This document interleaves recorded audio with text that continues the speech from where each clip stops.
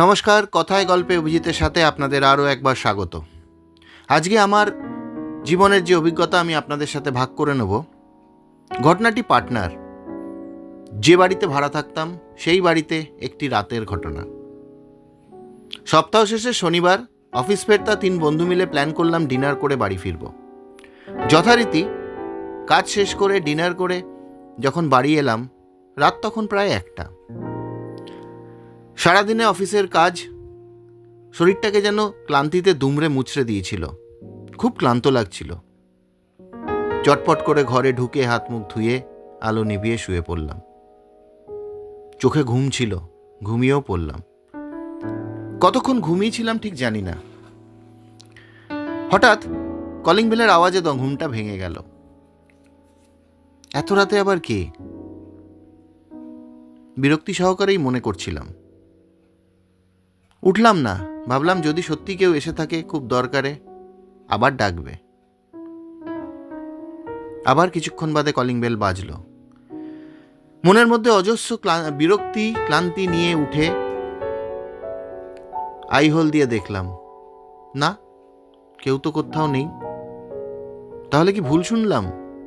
হতে পারে। পাত্তা না দিয়ে আবার এসে শুয়ে পড়লাম। কিন্তু মনের মধ্যে একটা প্রশ্ন ঘুরপাক খেতেই থাকলো, কেউ আসেনি তো? তাহলে বাজালো কে কলিং বেলটা? না ঘুমিয়ে জেগে থাকার চেষ্টা করলাম। 2-3 মিনিট পর আবার কলিং বেল বাজলো। এবার তাড়াহুড়ো করে উঠে পড়লাম। ঘরের আলোটা জ্বালিয়ে দরজাটা খুলতে যাব এমন সময় যেন কে আমাকে আটকে দিল। ভয়ে শরীরটা কেমন ভার হয়ে গেল। এ কি? দরজাটা তো খোলাই, ভেতর থেকে তো কোনো লক করা নেই, ছিটকিনিটা লাগানো নেই। তাহলে কি আমি ছিটকিনি না লাগিয়েই শুয়ে পড়েছিলাম? দরজা বন্ধ করতে ভুলে গিয়েছিলাম।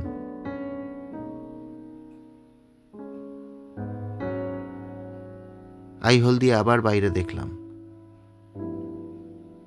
বাইরে কেউ কোথাও নেই।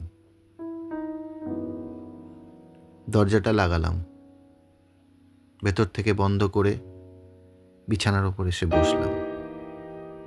মনে একটা প্রশ্ন ঘুরপাক খাচ্ছে, কলিং বেল কে বাজালো?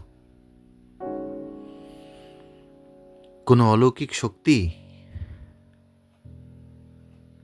না কোনো বৈজ্ঞানিক ব্যাখ্যা অনুযায়ী বৈদ্যুতিক গোলযোগ? প্রশ্নের উত্তরটা খুঁজে পেলাম না। তবে এটা বুঝতে পারলাম, সত্যি যদি কোনো অলৌকিক শক্তি বলে কিছু থেকে থাকে, আমরা সভ্য মানুষ যা ভাবি যে তারা শুধুই ক্ষতি করে, তা হয়তো না। সেদিন যদি সত্যি কেউ এসে থাকে, সে এসে অনেক বড় বিপদের হাত থেকে আমাকে বাঁচিয়ে দিয়ে গেল। আপনারা হয়তো বলবেন, কিসের বিপদ?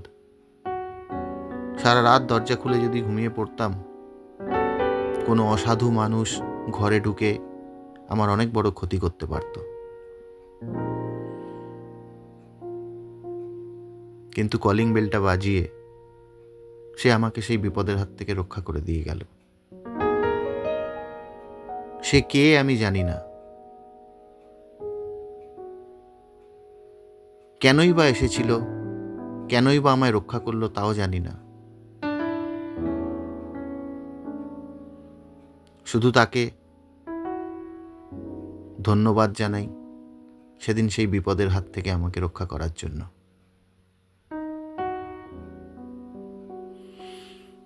শুভরাত্রি। আবার দেখা হবে আবার এক ঘটনার সাথে। ধন্যবাদ।